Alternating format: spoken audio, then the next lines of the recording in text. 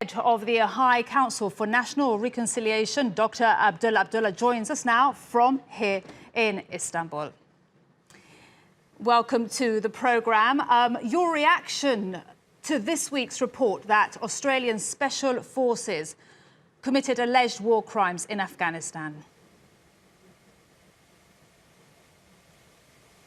I should say that, unfortunately, in the past 19 years, war crimes have been committed. And the fact that Australian government pursued the allegations and launched a thorough investigation, we welcomed it. But it is unfortunate that these things has happened, crimes beyond comprehension. And hopefully those people which are suspects will be prosecuted, and the fact that the Australian government, their military and civilian leaders apologized to the people of Afghanistan, and at the same time they have investigated this and they are committed to pursue it. That is welcomed, but that's unfortunately the sad side of the story in Afghanistan. And Dr. Abdullah, to interrupt, civilians have been targeted. Sorry to interrupt, but this is not the first time. You say it's unfortunate. There's also been incidents with US troops.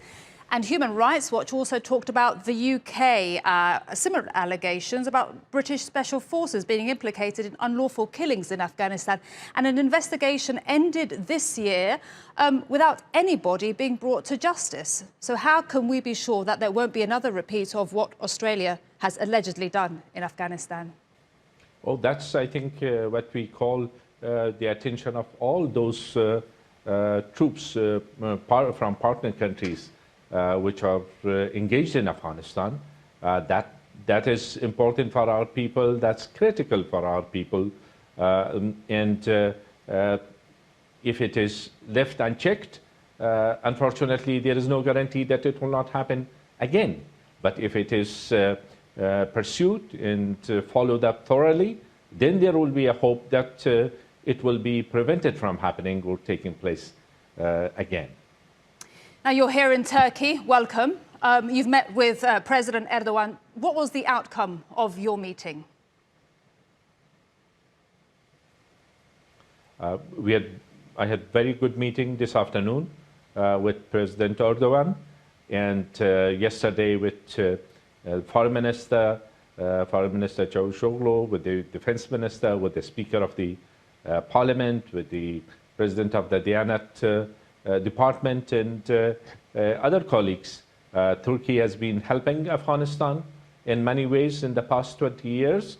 We have very good relations, historic and otherwise, and especially in the past 20 years in the areas of security, development, humanitarian assistances, political support for the peace process.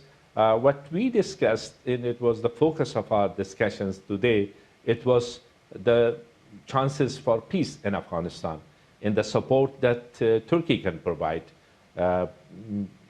knowing the influence of that Turkey has in the relations that it has with different countries, how we can coordinate in order to boost the efforts in support of the peace process throughout. We are grateful to what Turkey has done Dr. in Abdullah, its commitment towards supporting Sorry to Afghanistan. interrupt. Could you specify what that support from Turkey could look like in Afghanistan?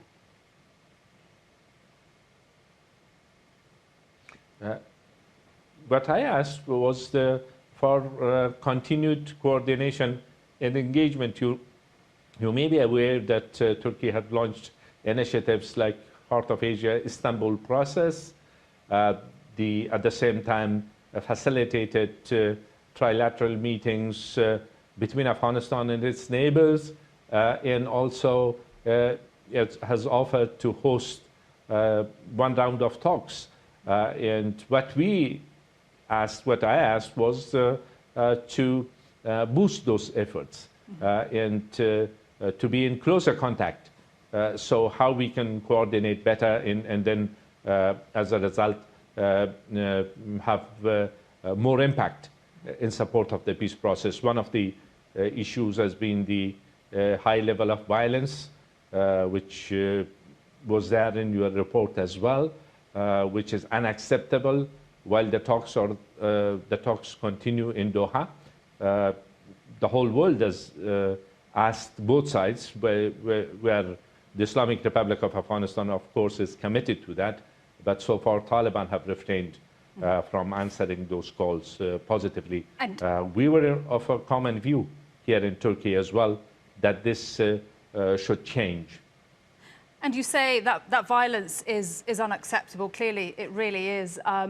But just to be clear, could you be looking for further support, maybe militarily on the ground from Turkey, given that US troops will be reduced by half in Afghanistan from January? Turkey will continue to support the people of Afghanistan, support our national defense and security institutions, and that commitment is there. And I also think that other NATO countries, though they will going to discuss it in the upcoming December ministerial meeting, their commitment to support the Afghan security and defense institutions will continue. Dr. Abdullah, what is the status of the Doha peace talks right now?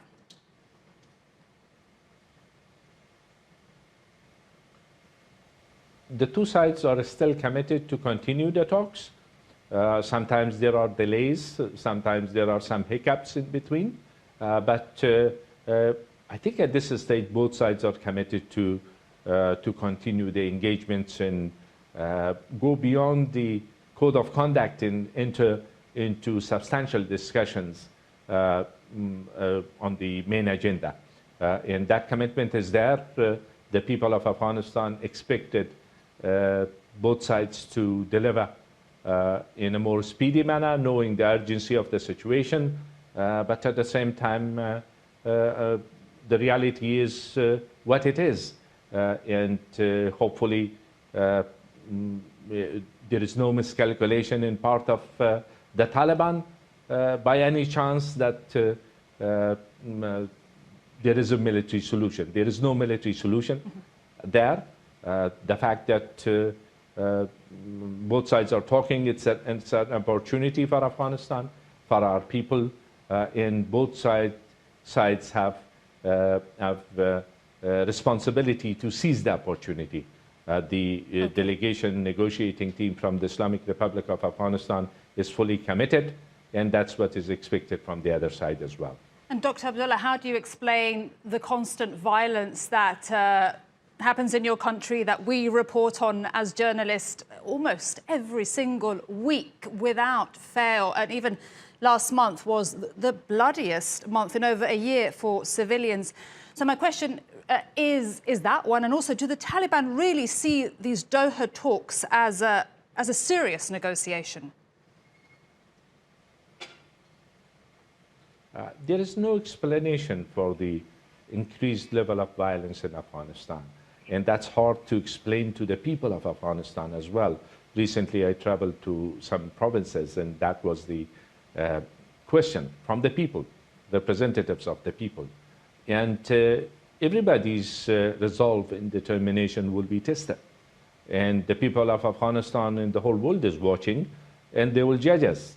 As far as I am concerned, I have no doubt in my mind that, and I said it and in the inauguration of the Doha talks, that there is no solution through the continuation of the war, and there will be no winner through the continuation of the war, and there will be no loser or losers in an inclusive settlement.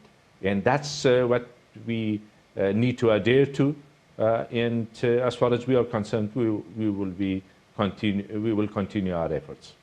Dr. Abdullah, my final question to you. Do you think that Donald Trump's decision to reduce troops in Afghanistan is too soon? Because NATO thinks it was too hasty and will bring more violence. Would you agree with NATO? I would say that we cannot reverse that decision at the moment, but the fact that the remaining part of the troops will stay, and that their stay is condition-based, and also NATO will decide about it, and that will give them an opportunity to discuss it. That in itself is something that we have welcomed, but we were not in a position to influence that decision by the U.S. administration. But at the same time, there is a commitment until the end of the January and until the new administration comes, and the new administration will decide about it based on the conditions on the ground.